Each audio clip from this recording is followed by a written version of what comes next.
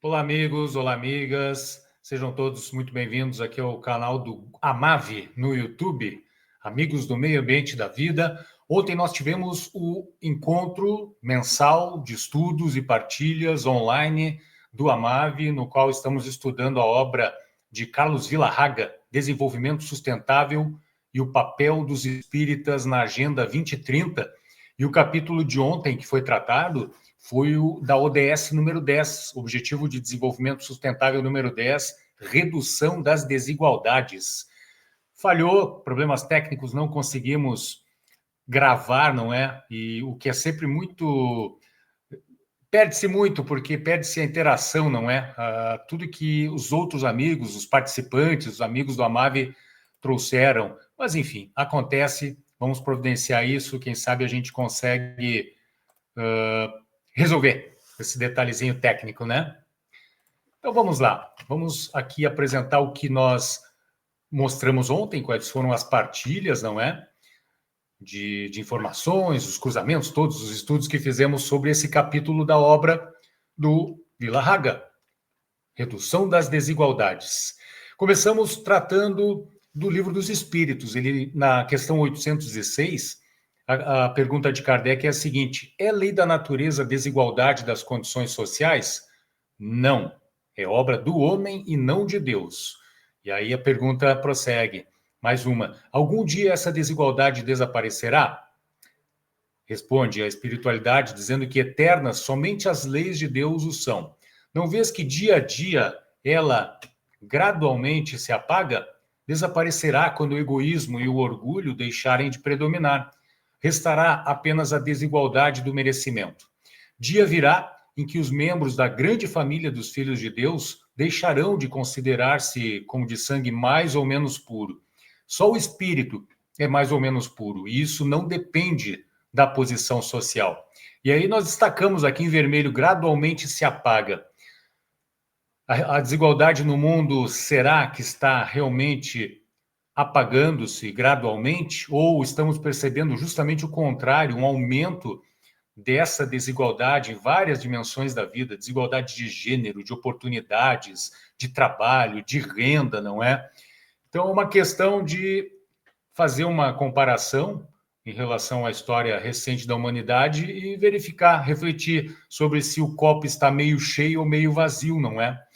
O fato é que a desigualdade no mundo hoje ainda é lamentável, muito grande em todos os aspectos. Nós vamos explorar isso hoje, nesse estudo.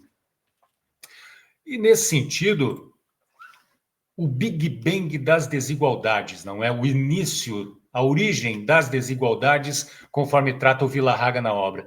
Primeira delas, uma consequência natural das leis de causa e efeito, o karma, o famoso karma, não é?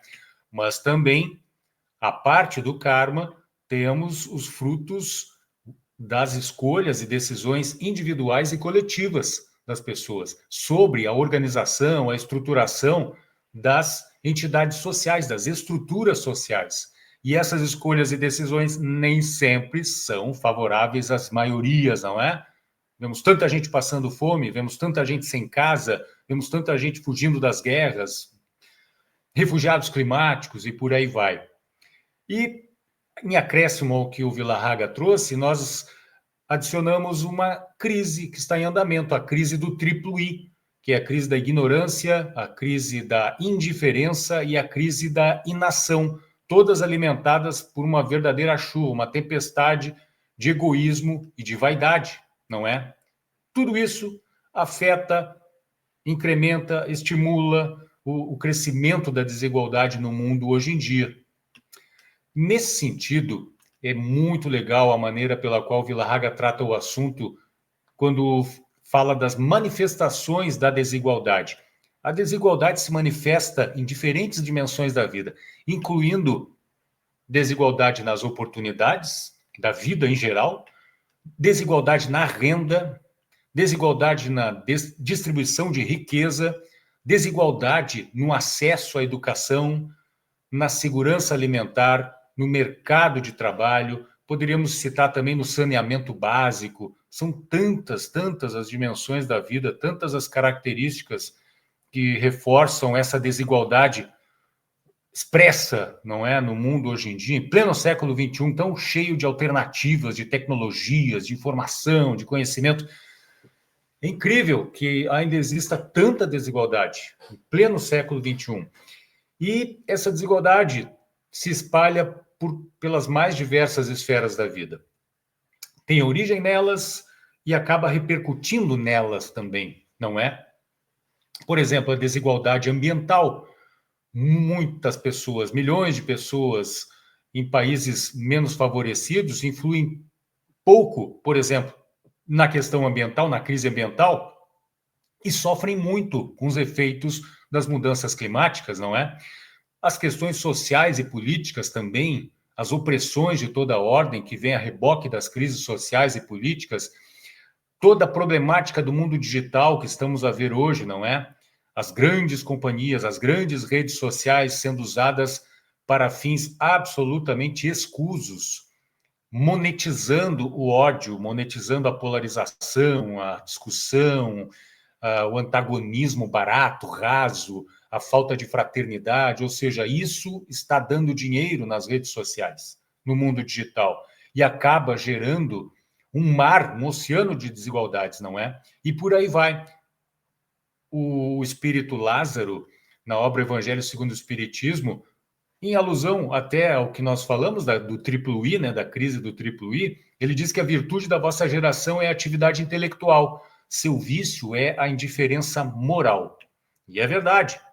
E Villarraga, na sua obra, traz aqui a menção à pandemia, a Covid-19, aonde ficou escancarada a questão da desigualdade, não é? A dificuldade no acesso às vacinas em regiões menos favorecidas, a dificuldade política de várias lideranças extremistas que, de uma maneira irresponsável, desvalorizaram a questão da vacina e prejudicaram a centenas de milhares de pessoas, oprimindo, prejudicando a saúde de tantas, não é? A Covid-19 foi um exemplo, foi um case, assim, planetário de como a desigualdade se espalha, principalmente frente a um desafio tão grande como foi a questão, os efeitos, não é, lamentáveis desse vírus. E todas as consequências que seguem até hoje, em todos os campos, não somente na saúde física, mas na saúde mental também. E nesse sentido, nós fizemos aqui um cruzamento do que estamos a tratar hoje aqui com um trabalho que está em andamento sobre atendimento fraterno, não é? Tudo que cerca o atendimento fraterno junto ao Centro Espírita J.G. Platt e também ao Joana de Ângeles, da Holanda. Estamos numa jornada online, mergulhando, dando um zoom profundo na questão do atendimento fraterno, e vejam como ele conecta-se com a questão da desigualdade que estamos tratando hoje aqui na obra do Villarraga. Por exemplo, suicídio e sua prevenção, tornar visíveis os invisíveis. Quem sofre hoje com a desigualdade acaba sendo um invisível, porque ele está longe dos holofotes, longe das prioridades das elites, não é?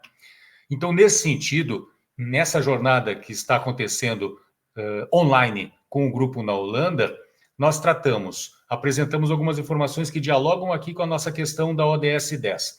A OMS, por exemplo, nos diz que o comportamento suicida tem causas multifatoriais. Um avião nunca cai por uma única causa, é uma cadeia de eventos, é uma correlação de crises, de fatos que fazem com que o avião caia. É uma cadeia de eventos, uma correlação de crises que faça com que as criaturas sofram emocionalmente e, inclusive, pensem em abreviar a própria vida. Então, nós acrescentamos, são causas multidimensionais, são causas que nascem de dentro da pessoa, ou a partir do sistema no qual estamos vivendo, dessa matrix, desse sistema capitalista absolutamente opressor e que faliu, ruiu do ponto de vista da redução da desigualdade. E em outros vários aspectos sociais, ambientais, ético-animais, e dá para se falar muito sobre isso. E aí, nesse sentido, se pergunta, não é? Na jornada com a Holanda, nós perguntamos até onde vai o karma e até onde vai a influência do sistema sobre a vida das criaturas, tornando esta vida um verdadeiro inferno da desigualdade e da injustiça, independente das leis de causa e efeito na vida daquela pessoa, daquela individualidade ou daquela coletividade, não é? Então, nesse sentido, de novo, vem o mesmo slide aqui, a mesma imagem. A influência que cada uma destas crises, cada um dessas dimensões, dessas esferas da vida oferece sobre a vida de individualidades e coletividades, suplantando, entendemos nós, as questões do karma, não é? Há aqui escolhas coletivas, sistêmicas, das elites e de grandes massas que sustentam essas elites e que fazem com que explodam as crises da saúde física, do meio ambiente, da ética animal, a crise social e política, a crise no mundo cibernético, a crise da carência de espiritualidade e de autoconhecimento, não é? O sistema não deseja que nós os conheçamos e que nós nos espiritualizemos, não é? Porque assim vamos ficar independentes deste sistema e vamos deixar de alimentar esse sistema, não é? Então vejam como tudo está absolutamente conectado. Saúde mental, emocional, com a redução das desigualdades. E nós aqui, em encontros anteriores, falamos disto aqui, das medidas de crescimento econômico. A nossa medida de crescimento econômico ainda serve? Nós tratamos disso anteriormente. O PIB, será que o PIB está valendo para medir a questão da desigualdade e que viabiliza ações políticas, estratégias para redução da desigualdade de maneira fraterna, não é? Solidária, maneira democrática, né? E não apenas como instrumento de medida de lucros, de desempenhos, de produção, de comércio, de exportação, importação? Pois bem, por que não uma maior ênfase em outros indicadores? Nessa oportunidade foi quando nós tratamos da ODS número 8, Trabalho Digno e Crescimento Econômico. Nós falamos de vários índices que existem, não é? E que medem essa questão do trabalho digno, medem questões que tratam da desigualdade, não é? Falamos da felicidade interna bruta, que é um índice interessantíssimo, que é usado, aplicado no Reino do Butão, um país asiático. Nós tratamos muito sobre isso, foi muito interessante a interação de todos. Pois bem, eu trago essa lembrança aqui do que nós falamos, esse pequeno hashtag TBT, para dizer que os indicadores da matrix do sistema capitalista, do sistema hoje, não ligam para as desigualdades. É preciso algo muito mais específico que viabilize, então, essas estratégias, essas políticas, desde que as elites assim o queiram, não é? E que as massas de seguidores que apoiam muitas vezes esses governos extremistas também o queiram, não é? Para a redução da desigualdade. Quais são esses indicadores, não é? O Villa-Haga traz alguns muito interessantes, muitos que particularmente não sabia, por isso é tão legal a preparação desse material para os encontros do Amave, porque vamos aprendendo muito, estamos aprendendo muito e tentando entregar esses aprendizados também adiante. Então, o Villa-Haga traz o índice de Gini, que quantifica a desigualdade da renda, variando de 0 para uma igualdade perfeita, a 1, que é a desigualdade máxima. Então, trabalha sobre a distribuição de renda entre a população. O Brasil não está numa posição legal, ele tem um índice de 0,52, ocupa a 8ª posição entre os países com maior desigualdade, só está à frente de países com graves problemas estruturais, muito graves mesmo, talvez não, certamente alguns deles bem mais graves que o Brasil, como Moçambique, Lesoto, Zâmbia, República Centro-Africana, Namíbia, África do Sul e Suriname. Temos um outro índice também, o índice de compromisso com a redução de desigualdades da Oxfam. É um índice multidimensional que avalia o desempenho dos países em políticas públicas voltadas para a redução da desigualdade. Interessantíssimo esse índice.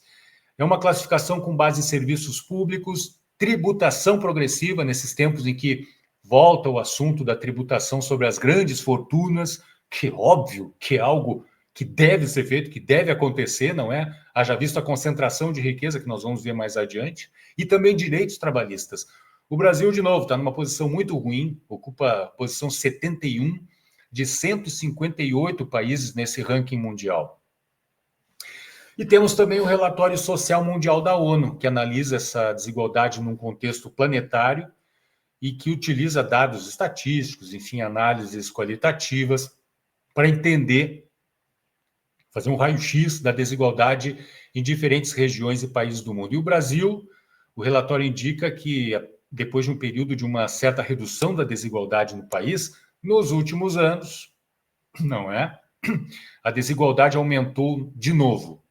Aumentou forte a fome, a questão da fome, que antes estava num caminho interessante de redução, aumentou tremendamente, por aí vai. E nesse sentido, temos alguns indicadores muito graves, não é? O secretário-geral da ONU, o português Antônio Guterres, no relatório social mundial de 2020, ele informa que a desigualdade no mundo muda rapidamente. Ele disse que o relatório surge quando confrontamos realidades difíceis de um panorama global de profunda desigualdade. Tanto no norte quanto no sul, protestos em massa reacendem, alimentados por uma combinação de males econômicos, crescimento das desigualdades e insegurança do trabalho. Disparidades de renda, falta de oportunidades estão criando um círculo vicioso de desigualdade, frustração e descontentamento em várias gerações. E aí, nós comentamos ontem, no nosso encontro, como isso está afetando a juventude de hoje, que já tem os seus problemas intrínsecos dessa transição da faixa etária e agora enfrenta também outros 1001 problemas, problemas ambientais, que vão cair no colo deles, não é? De maneira cada vez mais forte, eles é que vão tocar o mundo amanhã, não é?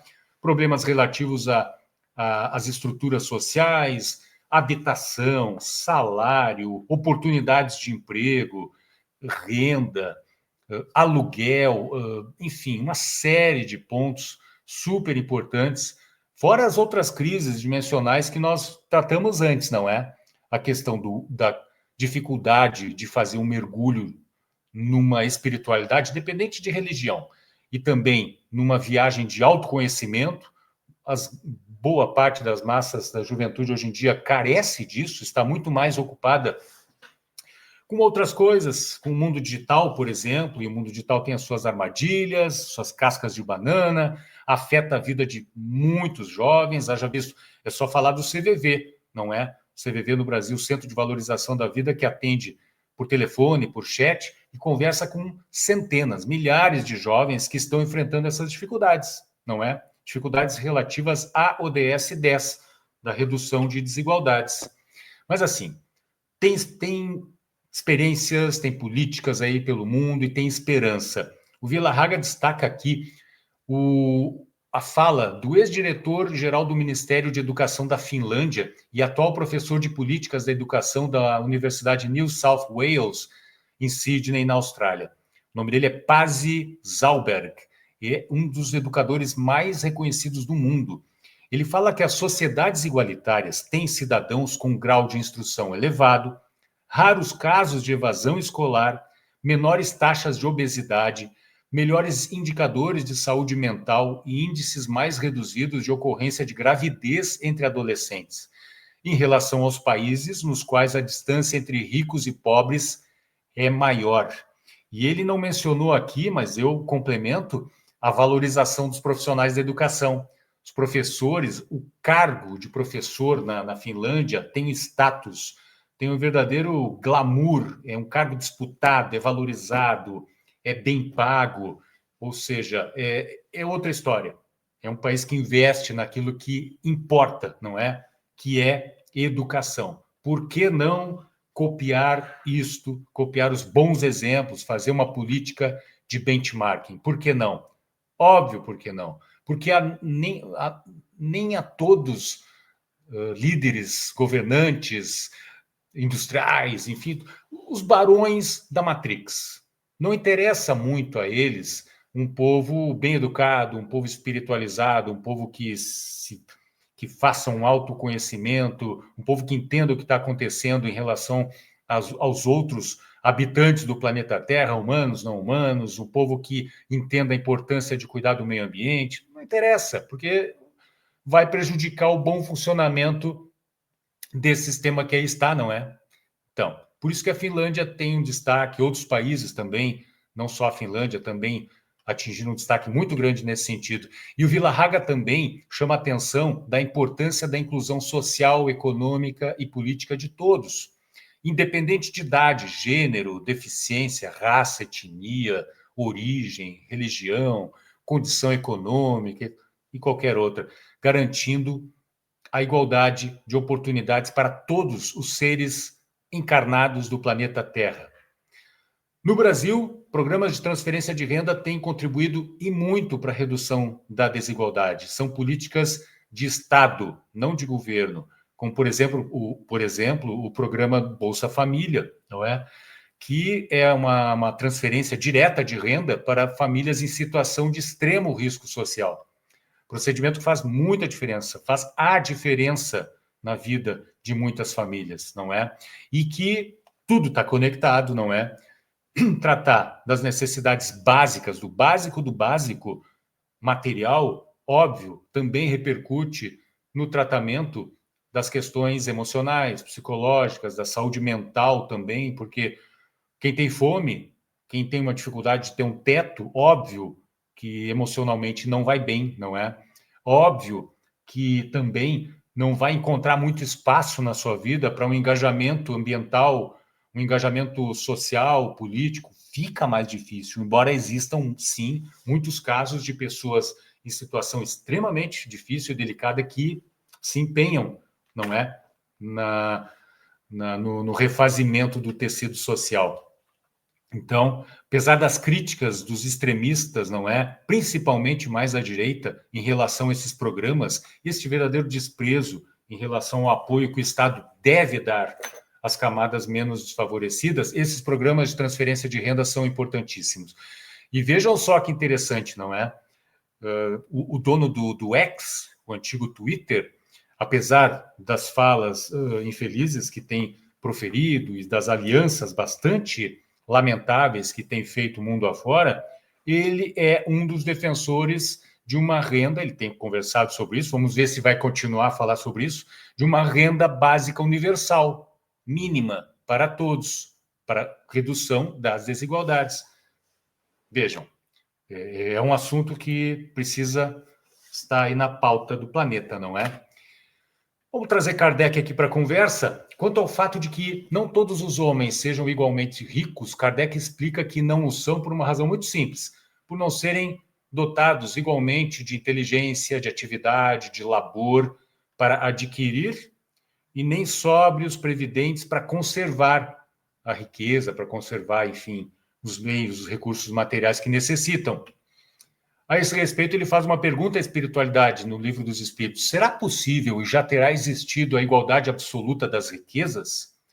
A espiritualidade diz que não, nem é possível. A isso se opõe a diversidade das faculdades e dos caracteres das pessoas. E aí eu destaquei em vermelho aqui propositalmente, não é? Para fazer uma pergunta a todos. E é uma pena que tenha sido gravado, porque todos contribuíram muito com a reflexão sobre essa pergunta. Não são igualmente ativos, inteligentes, laboriosos, sóbrios ou previdentes. Por quê? Por causa do karma? Por causa das leis de causa e efeito? Ou por causa das condições do meio onde vivem? Por causa das imposições do sistema, da Matrix, da opressão desse sistema sobre a vida deles, por causa de decisões de outros, de outras elites, de outros grupos sociais que acabam influindo negativamente na falta dessa inteligência, dessa atividade, desse labor, dessa sobriedade, dessa previdência das pessoas. É uma pergunta importante. A gente vai colocando na conta do karma, não é? As pessoas sofrem porque causaram problemas em outras vidas, não é? Estão colhendo o que plantaram. Será? Nós temos imensas dúvidas sobre isso. Acreditamos que não. Kardec prossegue ainda sobre essa questão da igualdade, perguntando: por não ser possível a igualdade das riquezas, o mesmo se dará com o bem-estar? Os espíritos responderam que não, mas o bem-estar é relativo e todos poderiam dele gozar se entendessem convenientemente.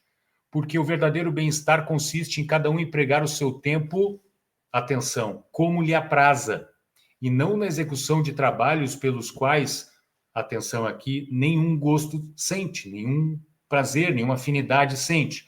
Pergunta de novo, a mesma pergunta. Não fazem o que lhes apraza ou não trabalham naquilo que os motiva, que os dá propósito. Por quê? Por causa das leis de causa e efeito, porque eles não mereceram isto, ou pelas condições opressivas do meio do sistema no qual estão inseridos? É a mesma pergunta anterior e a reflexão é a mesma. Então é importante a gente pensar e não colocar na conta do karma tudo, porque nem tudo parece ser o karma, na nossa humilde opinião. E agora vamos aqui para um outro item muito interessante, que é a concentração de riqueza. O Villahagga traz alguns números gravíssimos, não é? Mais de 2 mil bilionários do mundo possuem a mesma riqueza que quase 5 bilhões de pessoas, representando 60% da população global. Durante a pandemia da Covid, a riqueza dos 664 bilionários mais ricos dos Estados Unidos aumentou muito, de 3 trilhões para 4,3 trilhões de dólares, entre março de 2020 e fevereiro de 2021. Concentração aumentou num período de dor coletiva imensa, não é? Tá certo isso, não tem algo errado aí, não? Desigualdade no Brasil. As 5 pessoas mais ricas têm direito equivalente, têm dinheiro equivalente à metade mais pobre da população no Brasil. E estudos indicam que a desigualdade nacional, e não a riqueza nacional, é o fator que mais influencia o bem-estar social das nações. As nações têm riquezas, mas elas fomentam a desigualdade. Então, o problema não é a riqueza em si, é a política, é o sistema que aumenta o fosso da desigualdade. E países mais desiguais, e aí foi o que disse o Pasi Zalberg, o finlandês mestre da educação. Países mais desiguais tendem a ter maiores taxas de gravidez precoce, enfermidades mentais, drogadição, obesidade, encarceramento, evasão escolar e menor expectativa de vida. De novo, o diálogo aqui com todas as dimensões, as esferas da vida, não é? A concentração de riqueza oprime, torna desigual a sociedade e empurra as consequências, não é? Faz com que cada uma dessas caixinhas aqui amarelas gerem efeitos, consequências que oprimem, que prejudicam a vida de milhões de pessoas. De novo, será que é karma? Será que é sistema? Um pouco de cada um? Pois é. É importante o movimento espírita e fora dele refletir sobre isso, não é? O Villahagga traz também uma pesquisa da Universidade McGill, de Quebec, no Canadá, que analisou olha isso, a relação entre desigualdade socioeconômica e a perda da biodiversidade em 50 países. Olha a relação, de novo aqui, entre a caixinha de uma crise social, econômica e política e a caixinha de uma crise ambiental. E como a crise ambiental acaba gerando efeitos, não é? Os eventos climáticos extremos, que trazem efeitos materiais e espirituais, emocionais na vida de milhões de pessoas, não é? A relação direta e a perda da biodiversidade. Como as crises todas dialogam entre si. Não, é inegável a conexão entre todas essas crises, assim como é inegável e inadiável que nós nos movimentemos para fazer alguma coisa em relação a esse estado da situação no planeta. E os resultados, então? Quanto maior a desigualdade socioeconômica no país, maior é a probabilidade da perda da biodiversidade, devido a causas antropogênicas, ou seja, resultantes da ação humana.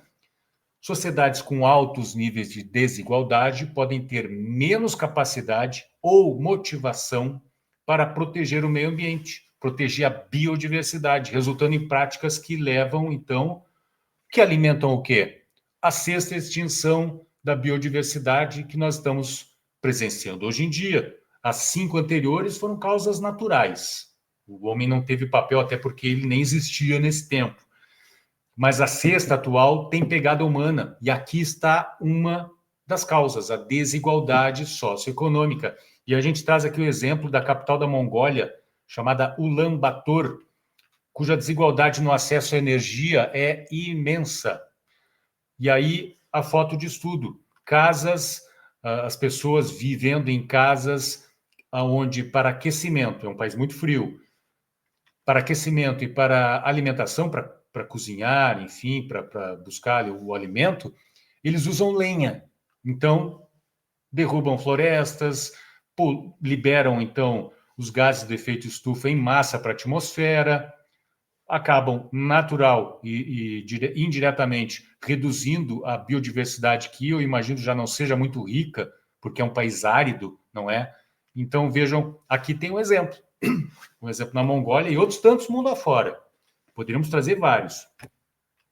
Então, a conclusão desse estudo é o destaque da interconexão entre questões sociais e ambientais, não é? Sugerindo que a redução da desigualdade pode ser crucial para a conservação da biodiversidade, a conservação da vida dos nossos companheiros de experiência comunitária, companheiros não humanos, vegetais e animais.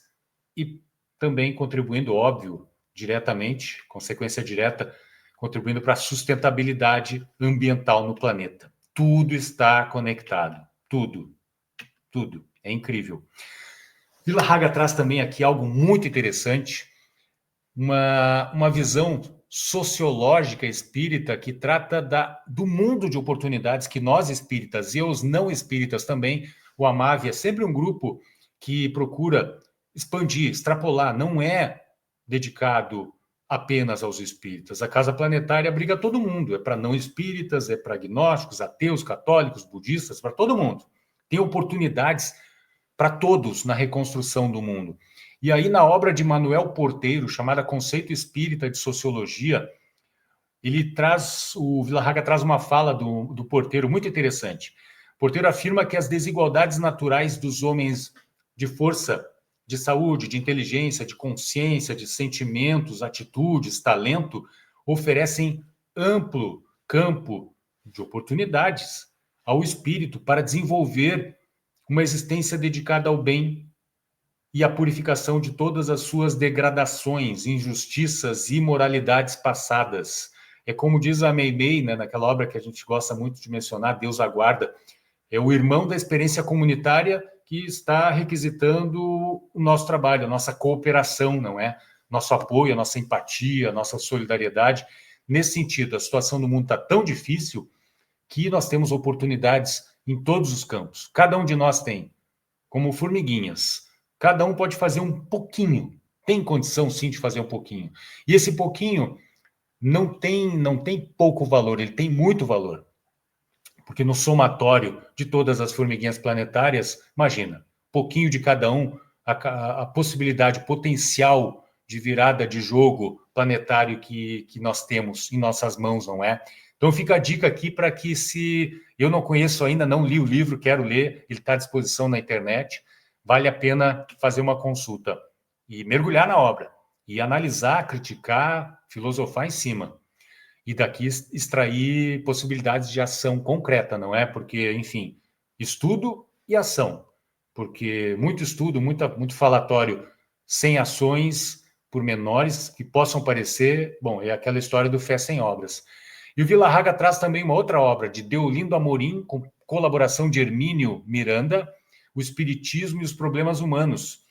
O Deolindo Amorim fala que a doutrina espírita se preocupa com as desigualdades humanas, cujas causas devem ser atacadas para que se corrijam as injustiças. Muitas chagas sociais já teriam sido extirpadas se houvesse mais sentimento de humanidade, mais respeito às razões éticas, tanto no plano do poder público, não é? Nossas elites, quanto no plano particular, o campo individual, nós, individualidades que muitas vezes colocamos certos governantes, certas elites onde estão, ou alimentamos inadvertidamente esse sistema que aí está, não é? Então, tanto no poder público quanto no plano particular. Há desigualdades que são um flagrante resultado do egoísmo, da ambição e, por fim, das incongruências de uma sociedade discriminativa na distribuição dos bens indispensáveis à vida. Nesse momento aqui foi muito legal, porque todos aqui participaram trazendo contribuições, trazendo reflexões que vão ao encontro disso que traz o Villa-Haga, que traz estes autores destas obras.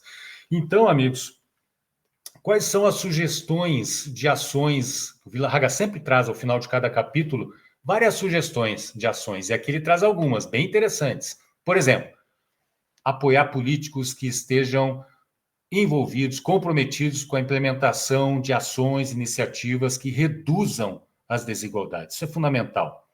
E a gente percebe que os extremos do espectro político não estão muito ligados nisso, estão quase nada ligados na questão das desigualdades. Estão a olhar só para o próprio umbigo.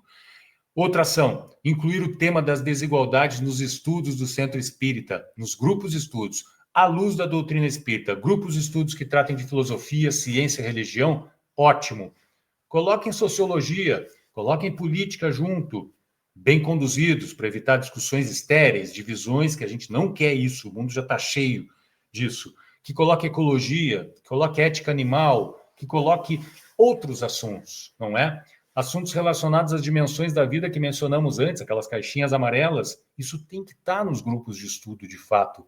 Nas casas espíritas, nos templos, nas sinagogas, mesquitas, igrejas, paróquias, em todos os ambientes.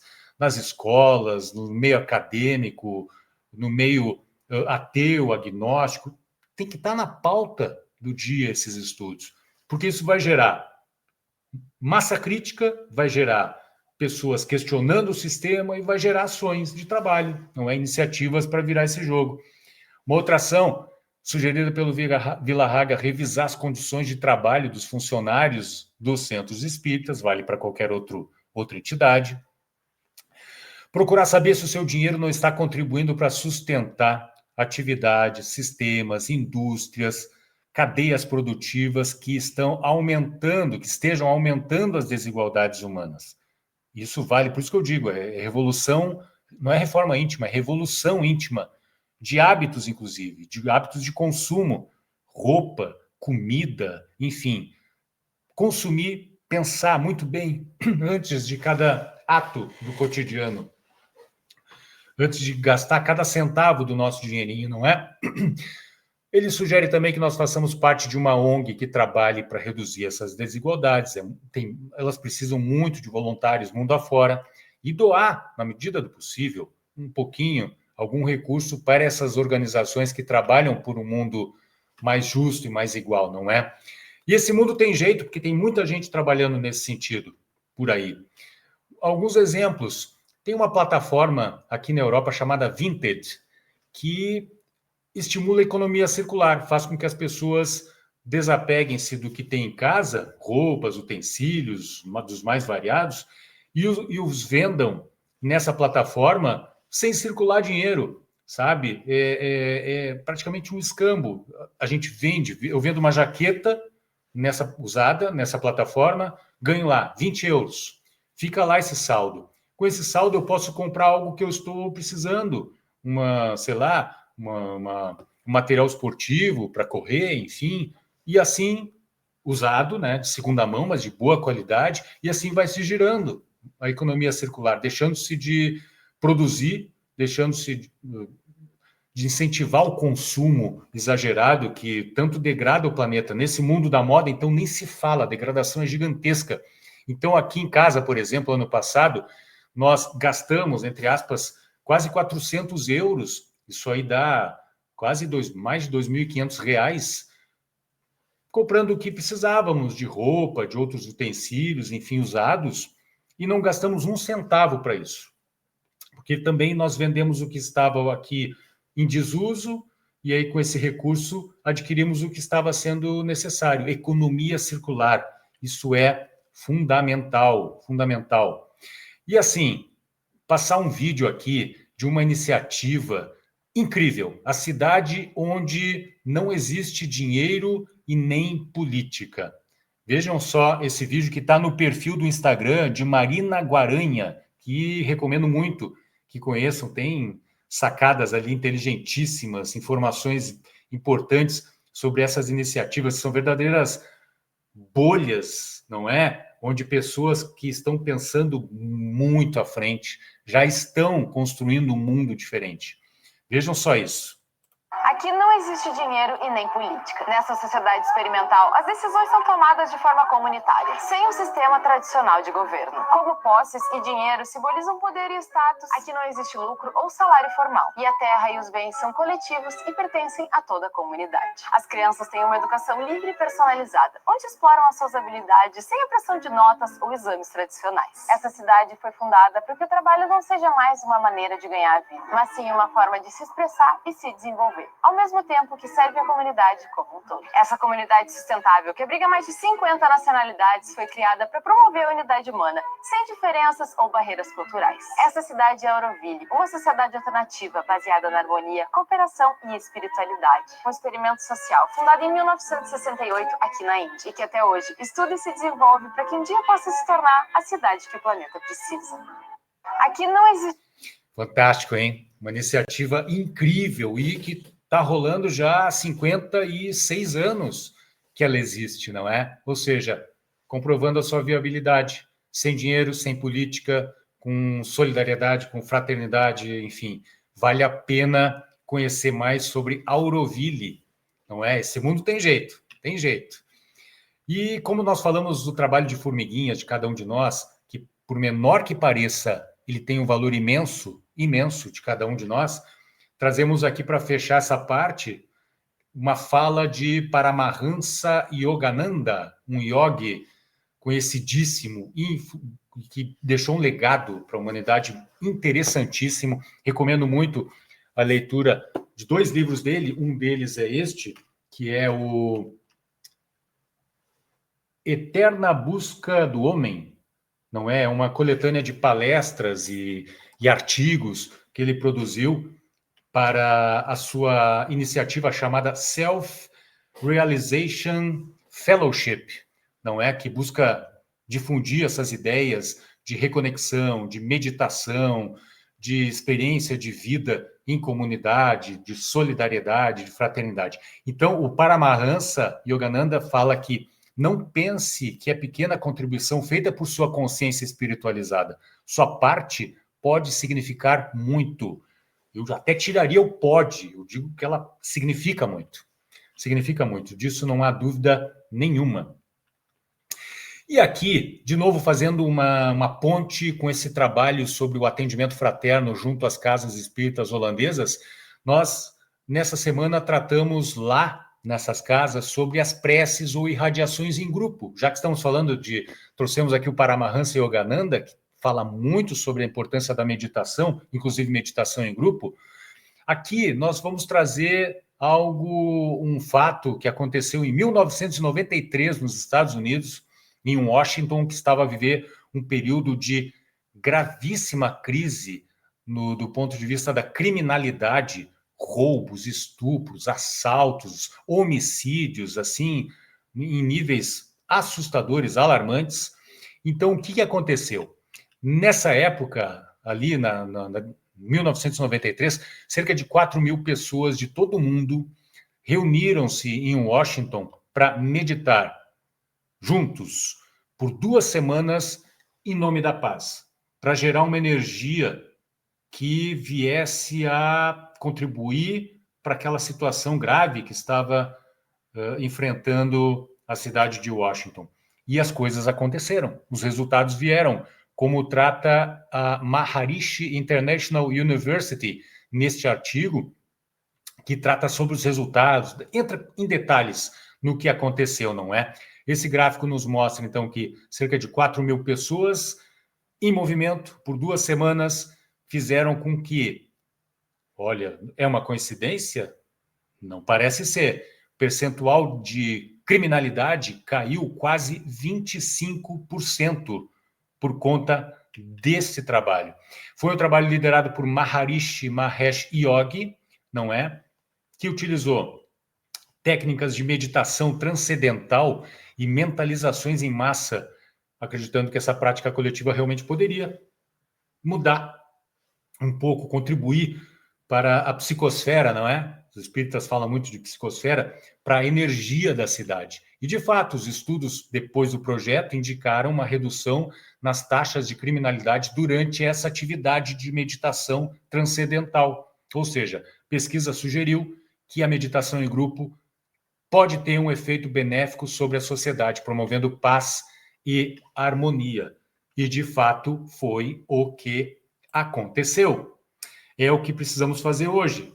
Não à toa, esse exemplo aconteceu nos Estados Unidos e hoje, atualmente, estamos assistindo uma situação muito lamentável nos Estados Unidos, o retorno em peso do extremismo, enfim, de tudo de ruim que vem com esse egoísmo, com essa arrogância, com essa vaidade imperialista que retorna de novo, infelizmente, e retornando num país tão importante como os Estados Unidos, acaba se espraiando em ondas, em efeitos nocivos mundo afora, não é? Então, sejamos a resistência nesse sentido, fazendo todo o nosso possível, incrementando, porque não, estes grupos também de meditação, criando grupos nos mais variados credos religiosos nesse sentido, levando adiante iniciativas concretas pelo bem de todos que dividem conosco a experiência comunitária, né? Sem união de todos, não tem jeito. E é justamente o contrário que prega essa turma da extrema-direita. Não precisamos da união de todos. Unilateralismo, não precisamos dos outros, nós podemos resolver nossos interesses primeiro. A gente sabe que o mundo vai para um caminho muito ruim, muito perigoso com esse tipo de ideologia, não é? Então, meus amigos, esta foi uma síntese da apresentação, né, do nosso encontro do AMAV, o nosso último encontro, não é? Claro que ele durou muito mais tempo porque houve a interação de todos, enfim. Mas vamos ver se na próxima a gente consegue gravar na íntegra ao vivo, tá bem? Grande abraço a todos. Inscrevam-se aqui no nosso canal no YouTube, compartilhem os nossos conteúdos, interajam conosco, participem dos grupos de estudo, tragam as suas experiências, as suas vivências, as suas sabedorias, os exemplos aí de práticas, de boas iniciativas nas suas regiões, porque a gente precisa disso. É união de forças, né? É multilateralismo, é experiência comunitária vivida em plenitude. Um abraço a todos, beijos e nos vemos por aí. Esperamos vocês aqui no AMAV.